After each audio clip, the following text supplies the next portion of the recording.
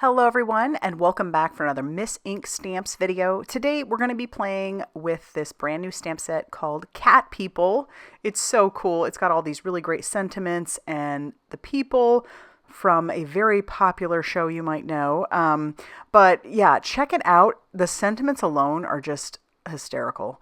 And then we're also going to be using this Fancy Shells stencil. We're going to be making a background with it. Take a look at that. I thought that would be really good for some wallpaper. And that is the color of paper that we're going to be using back there, that kind of a blush color. So I'm going to bring in my Waffle Flower grip mat. And you'll notice I'm putting my paper on there at a wonky angle. There's a reason for that. I want my stencil to look like it's going straight up and down like this. So I'm also using my grid mat behind just to make sure that I've got that stencil nice and straight. The reason for doing it this way is because I want my paper to end up being a little bit wonky on my cardstock or on my base, and so I wanted to make sure that I had the wallpaper looking straight but that the paper could be cut differently. So we're using some a blending buddy and some ink from Simon Hurley Create, and then we just kind of brush that all around the background. I'm bringing in some Saltwater Taffy Distress Oxide spray. And then I also have this Distress Mica stain, and it's the Winterberry. So you got to make sure and spray that around, or really shake it up pretty good. But it does leave a bit of shimmer. And it's not a whole lot on that background, but it's a little something. It's got a little something going on back there. So we'll set that off to the side to dry, and then we're going to bring in our images to stamp. I'm bringing in the woman from the stamp set. We'll call her Dolores, and then we're going to bring in all these adorable little plates.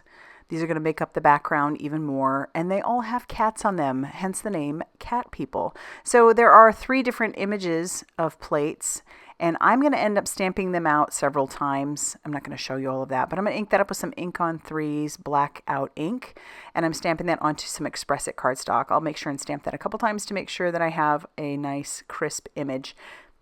And then once I have all of the images stamped out, we're going to start doing our coloring.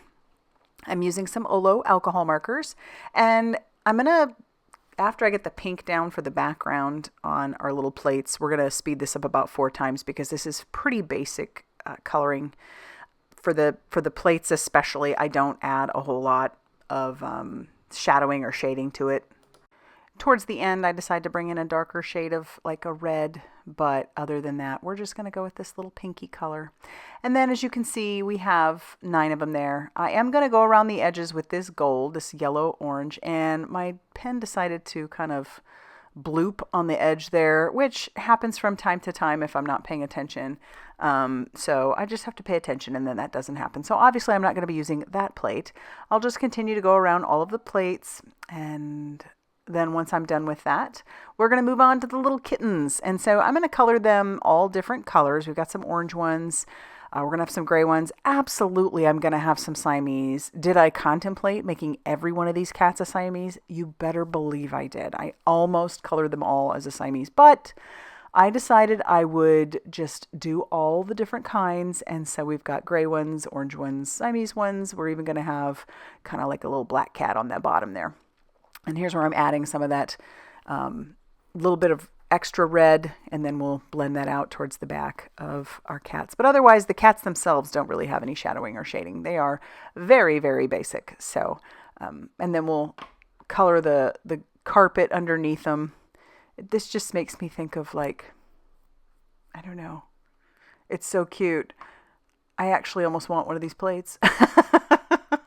Yeah. But so then we're going to move on and color Dolores, and we're going to put her in all pink, of course.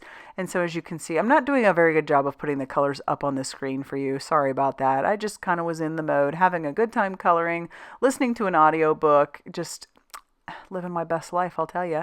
And then I'm just going to, I start with light, go medium, then dark, and then I work my way backwards so I can kind of blend those colors out. And just putting the shadowing and shading where I think it would look good. We'll color her hair brown.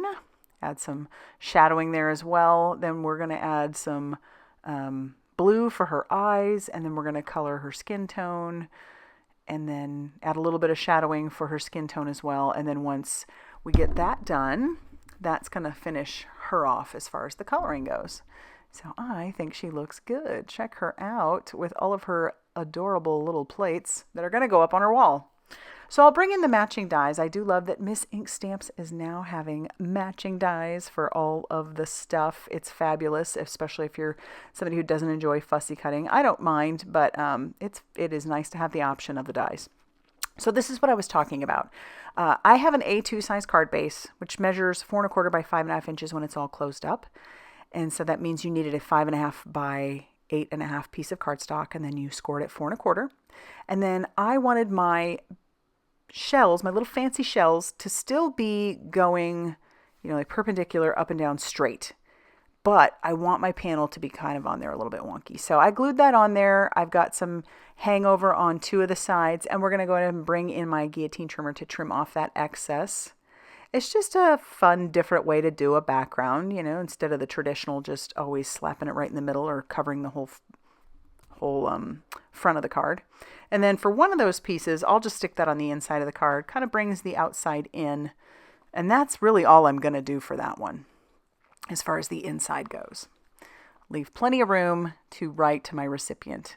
And now comes the placement, which I played around with for quite a bit. And then I finally decided on this. Because I don't have all 9 of my plates that I originally cut or colored and die cut out, I'm actually going to use 8. I originally was trying to save 1 to put on the inside, but then I decided to use 8. And as you can see, I'm trying my very best to keep these as straight as possible as I glue them on there. I'm using my T ruler to sort of help me out there. Mostly still doing some eyeballing. I mean, that is a fact. And it doesn't always work.